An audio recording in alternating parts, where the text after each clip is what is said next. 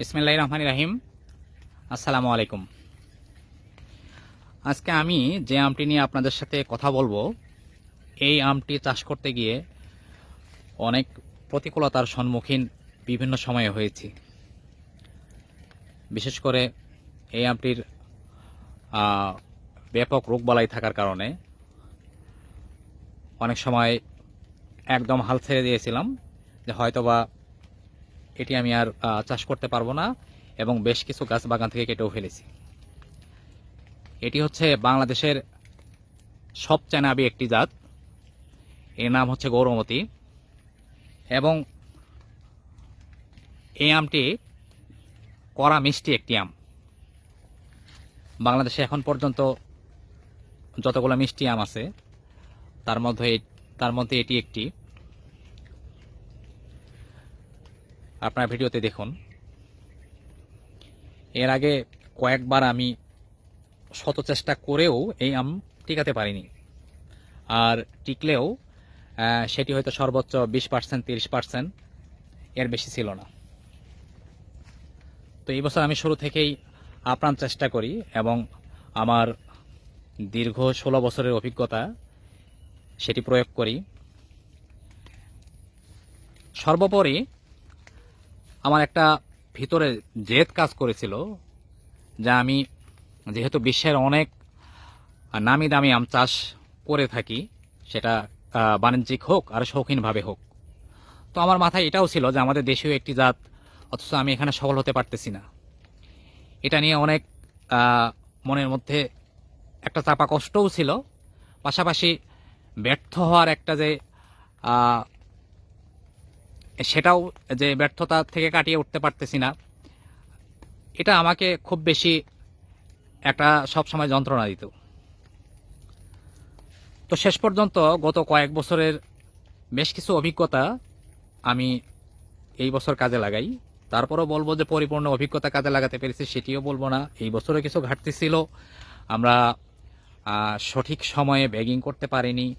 এছাড়াও আম চাষ করতে গিয়ে আরও কিছু কাজ করতে হয়, সেগুলো আমি সেভাবে করতে পারিনি।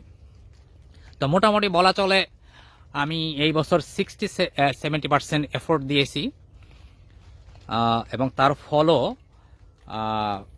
বেশ ভালোভাবেই পেয়েছি। তো এইভাবে যদি মোটামুটিভাবে এই বছর যেভাবে আম টিকেছে, তো এইভাবে যদি আম টিকে তাহলে আর গৌরমতি নিয়ে খুব বেশি অভিযোগ আমাদের থাকবে না, কারণ এটি শেষ সময়ের আম। এই সময়টাতে আমের দাম অনেক ভালো থাকে। তার চেয়েও বড় কথা, এটি আমাদের দেশের আম, আমাদের আম। আর যেহেতু একটি কড়া মিষ্টি স্বাদের আম, পাশাপাশি এর সাইজও বেশ সুন্দর, অনেকটা দেখতে ল্যাংড়ার মতো। তো যেহেতু ল্যাংড়া বাংলাদেশের জনপ্রিয় আম ছিল, পাশাপাশি আমরা বলতে পারি ল্যাংড়ার মতো আরও একটি আম। তবে স্বাদের কথা বলতে গেলে অবশ্যই এটি ল্যাংড়ার থেকেও, আমার কাছে যেটি মনে হয়েছে যে এটির সাথে ল্যাংড়ার থেকেও ভালো। তার চেয়েও বড় কথা, এই অসময়ে আম, এটি আগস্ট মাস, পুরা সম্পূর্ণ আগস্ট মাস ধরে গাছে থাকে। আপনারা জানেন যে আগস্ট মাসে আম থাকে না, বিশেষ করে ভালো আম থাকে না। আপনারা ভিডিওতে দেখুন, সবগুলো ব্যাগ খুলিনি, কিছু ব্যাগ খুলেছি শুধু ভিডিও করে দেখানোর জন্য। এই গাছগুলোতে দেখুন, একদম গাছ ভর্তি আম। এরপরও কিছু আম যে নষ্ট হয়নি তা না, নষ্ট হয়েছে। এই যে এখানে আরেকটা গাছ দেখুন। আর আরেকটা বিষয় যেটা, সেটা আমি কিন্তু এই বছর নতুন ব্যাগ দিতে পারিনি। গত বছরের যে পুরোনো ব্যাগগুলো ছিল ওই ব্যাগগুলোই দিয়েছি, যার কারণে কিছু ব্যাগ নষ্ট হয়ে যায়। কিছু ব্যাগ নষ্ট হওয়ার কারণেও কিছু নষ্ট হয়েছে। তো এটি অবশ্যই আমার জন্য একটা সুখবর। আমার জন্য সুখবর, যেমন সুখবর বলতে পারেন, আবার স্বস্তিদায়কও বলতে পারেন, কারণ আমি সবসময় চেয়েছি এই আমটি চাষ করে সফল হতে, এবং আজকে আমার কাছে মনে হচ্ছে যে আমি অন্তত কিছুটা সফল হতে পেরেছি। সামনে লম্বা পথ, আমি এই আমটি নিয়ে কাজ করতে চাই। এই জন্য প্রতিনিয়ত অভিজ্ঞতা অর্জনের জন্য চেষ্টা করছি। তো আপনারা দোয়া করবেন আগামীতে গৌরমতি কিভাবে চাষ করতে হয় এবং কিভাবে সফল হওয়া যায়, এই অভিজ্ঞতাগুলো যেন আমি অর্জন করতে পারি।